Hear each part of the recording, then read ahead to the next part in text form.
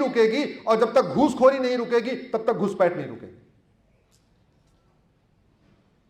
कितने भी संगठन बन जाएं, आप घुसपैठ रोक ही नहीं सकते। घुसपैठ कराने वाले हमारे अपने हैं। आप कितना भी धर्म की जय करोगे, उनको 2000 की नोट मिलती है, दिखती है, उसके बाद धर्म भूल जाते हैं, ले लेते हैं और लेके दे देते हैं। भ्रष्टाचार को देशद्रोह घोषित करना पड़ेगा। भाई, फर्जी डॉक्यूमेंट बनाने के लिए 10 से 20 साल की सजा का कानून बनाइए। जहां आधार बनता है वहां एक बड़े से अक्षरों में लिखा रहे, फर्जी आधार बनाना, फर्जी आधार बनवाना गंभीर अपराध है, पकड़े जाने पे 10 से 20 साल सजा होगी। कोई बनाने जाएगा क्या और कोई बना के देगा क्या? नहीं। जहां जहां आरटीओ ऑफिस है लिख दीजिए, फर्जी डीएल बनवाना, फर्जी डीएल बनाना, दोनों सीरियस क्राइम है, पकड़े जाने पे 10 से 20 साल सजा होगी। जहां जहां राशन कार्ड बनता है बड़े बड़े अक्षरों में लिख दीजिए, फर्जी राशन कार्ड बनाना बनवाना गंभीर अपराध है, पकड़े जाने पे दोनों को 10 से 20 साल सजा होगी। न कोई बनवाने जाएगा न कोई बनाएगा। जहां जहां ड्राइविंग लाइसेंस बनता है वहां नोटिस लगा दीजिए। अल्टीमेटली पहले जो अल्ट्रासाउंड होता था, जहां प्रेगनेंसी की टेस्टिंग होती थी, वहां नोटिस नहीं होती थी। आज की डेट में नोटिस लग गया ना वहां पे कि लिंग परीक्षण कराना गंभीर अपराध है, पकड़े जाने पे 3 से 7 साल सजा होगी। पहले से कुछ कम हुआ कि नहीं? टेस्ट कराना कम हुआ कि नहीं? अगर कोई अल्ट्रासोनिक वाला इसके डॉक्टर होंगे उनको पता होगा, कम हो गया। अब डॉक्टर को भी खौफ है, अरे मैंने अगर टेस्ट कर दिया, पकड़ में आ गया, 7 साल सजा जाएगी, काहे लिए यार, 2-4 हजार रुपए की बात है, छोड़ो ना, हमें नहीं चाहिए पैसा भैया, हम टेस्ट नहीं करेंगे। नहीं तो पहले ये चलता था, टेस्ट करा लेते थे, पता चलता था बेटी है तो मार देते थे। तो जैसे ही एक कानून बना, अब इसका इफेक्ट देखिए कानून का। जैसे ही लिंग परीक्षण कराना गंभीर अपराध बना, लिंग परीक्षण बंद हुआ, लिंग परीक्षण बंद हुआ, बेटियों की हत्या बंद हुई, तो जो रेशियो था 850 और 1000 का, वो बढ़ के 930 और 1000 हो गया।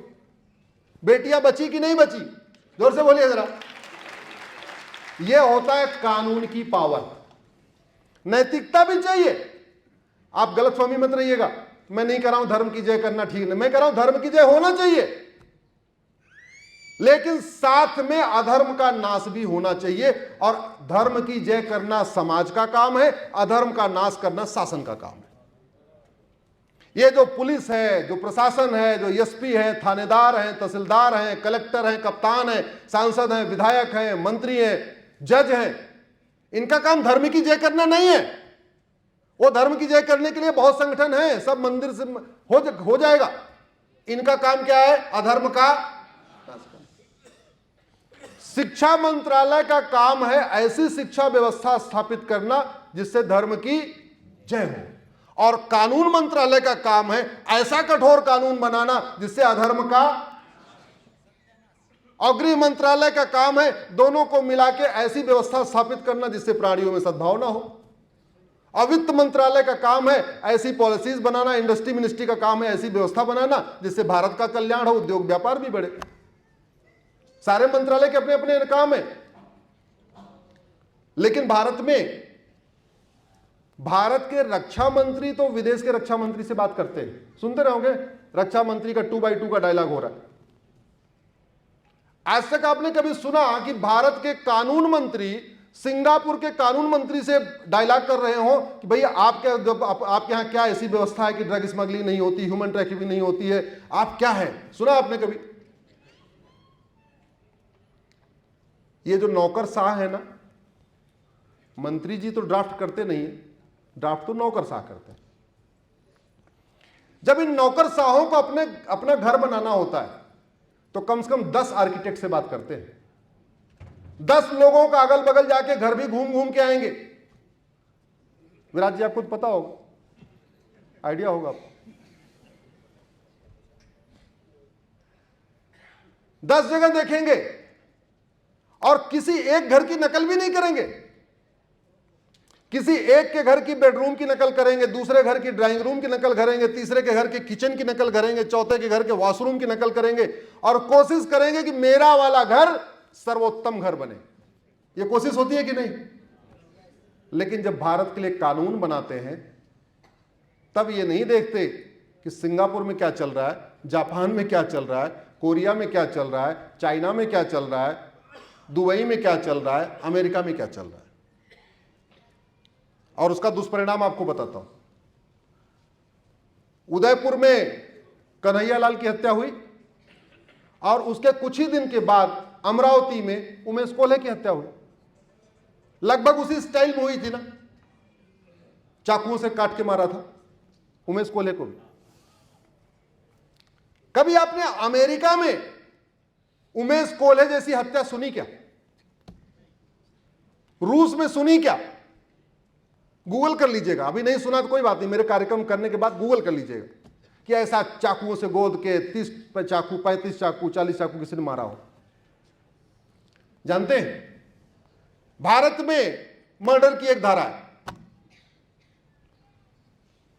गला दबा के मार दो तो भी, बिजली के झटका दे के मार दो तो भी, एक गोली मार दो तो भी, 10 गोली मार दो तो भी, 2 चाकू मार दो तो भी, रस्सी खींच दो तो भी, टुकड़े टुकड़े कर दो तो भी, 50 टुकड़े कर दो तो भी। धारा एक, अपराध अनेक, तरीका अनेक, लेकिन धारा एक।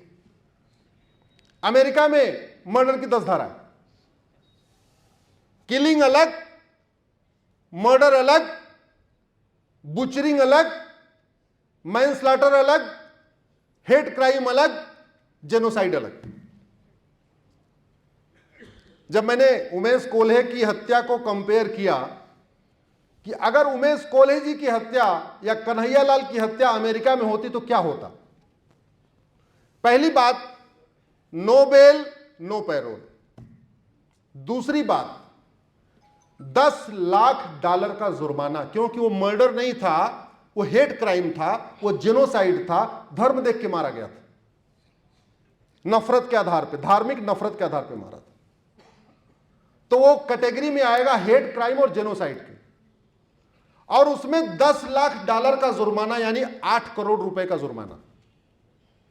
तो कन्हैयालाल को 2 लोगों ने मारा था, जैसे ही वो दोनों को पकड़ते, वो फटाफट वीडियो तो उनको मिल ही गया था, उनका narco polygraph brain mapping test कर लेते, जो वीडियो में दिख रहा था वही बात उनके मुंह से उगलवा लेते टेस्ट करके, और सबसे पहला काम करते उन दोनों के ऊपर $10 लाख का जुर्माना लगा देते। भारत के हिसाब से 8 करोड़ रुपए हुआ, यानी दोनों से 16 करोड़ वसूलते और 16 करोड़ रुपए सबसे पहले कन्हैयालाल के परिवार को दे देते।